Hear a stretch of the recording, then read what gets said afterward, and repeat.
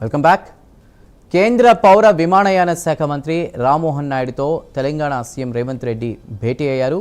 ఆదిలాబాద్, వరంగల్ విమానాశ్రయాలకు భూసేకరణ పూర్తి కావడంతో డిజైన్ల ఖరారుపై కేంద్ర మంత్రితో సీఎం రేవంత్ రెడ్డి చర్చించారు. ఎయిర్పోర్ట్లో విమానాల రిపేర్లు, ఓవర్హాలింగ్, మెయింటెనెన్స్, ఎయిర్ కార్గో సదుపాయాలు కల్పించాలని కేంద్ర మంత్రిని సీఎం రేవంత్ రెడ్డి కోరారు. వీలైనంత త్వరగా మామునూరు ఎయిర్పోర్ట్ పనులు ప్రారంభం కానున్నాయని రామ్మోహన్ నాయుడు తెలిపారు.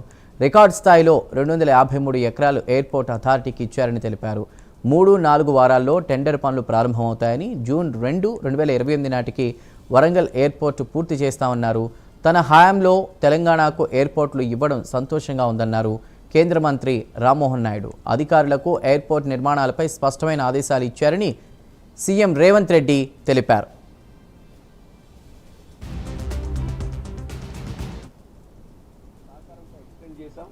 30,000 కోట్ల రూపాయలు సుమారు నెక్స్ట్ 10 years లో మనం ఉడాన్ పథకం ద్వారా ఖర్చు పెడుతున్నాం. మరొక 100 ఎయిర్పోర్ట్లు నిర్మించాలని ఒక లక్ష్యం పెట్టుకొని మనం ముందుకు వెళ్తున్నాం.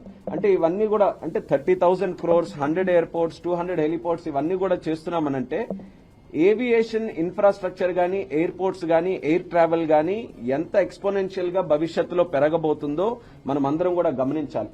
ఈరోజు సింగపూర్ అని మాట్లాడతాం, దుబాయ్ అని మాట్లాడతాం, అబుదాబి, టర్కీ ఇవన్నీ కూడా ఈ రోజు పెద్ద పెద్ద ఎకానమీస్ గా ఈ రోజు పెరిగాయనంటే అక్కడ కోర్ అంతా కూడా ఒక్క ఎయిర్పోర్ట్, ఏవియేషన్ ఇన్ఫ్రాస్ట్రక్చర్. దీనివల్ల ఆ ఎకానమీస్ అన్ని కూడా మల్టీఫోల్డ్ గత 20-30 సంవత్సరాలుగా గ్రో అయ్యాయి. ఆ కెపాసిటీ, ఆ పొటెన్షియల్ ఈ రోజు భారతదేశంలో ఉంది. అది అన్లాక్ చేశారు మన నరేంద్ర మోదీ గారు.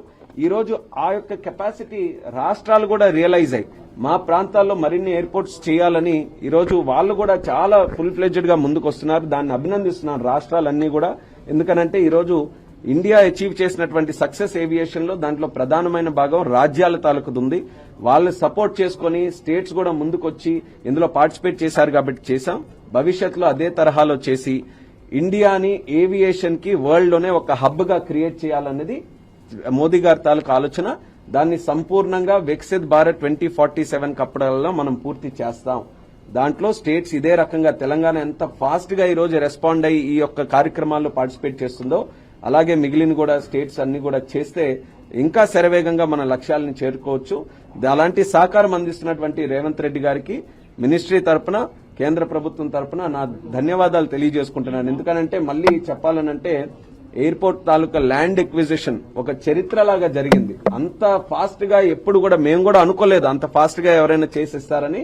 కానీ ఇచ్చిన మాట ప్రకారం ఒక్క ఎకరా కూడా తక్కువ లేకుండా అంతటిని కూడా పూర్తి చేసి మాకు అప్పచెప్పడం జరిగింది. ఇక మా బాధ్యతను కూడా సక్రమంగా నిర్వర్తించి వరంగల్ ప్రజలకి, మరి ముఖ్యంగా ఆ ప్రాంతంలో ఉన్నటువంటి వారందరికీ కూడా మళ్లీ హామీగా తెలియజేస్తున్నాం. One of the best airports ని వరంగల్లో నిర్మించడానికి రాష్ట్ర ప్రభుత్వం, కేంద్ర ప్రభుత్వం అందరం కూడా సమిష్టిగా కృషి చేస్తున్నాం.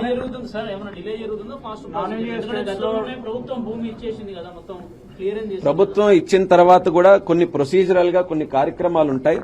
డిజైన్స్ మనం ఫైనలైజ్ చేసుకోవాలి. మీకు కూడా చెప్పాను డిజైన్ ఆస్పిరేషనల్ గా చేద్దామని. ఈ రోజు డిజైన్ కట్టాలంటే 4 స్టీల్ బిల్డింగ్ పెట్టి గ్లాస్ బిల్డింగ్ కూడా కట్టొచ్చు. కానీ రాష్ట్ర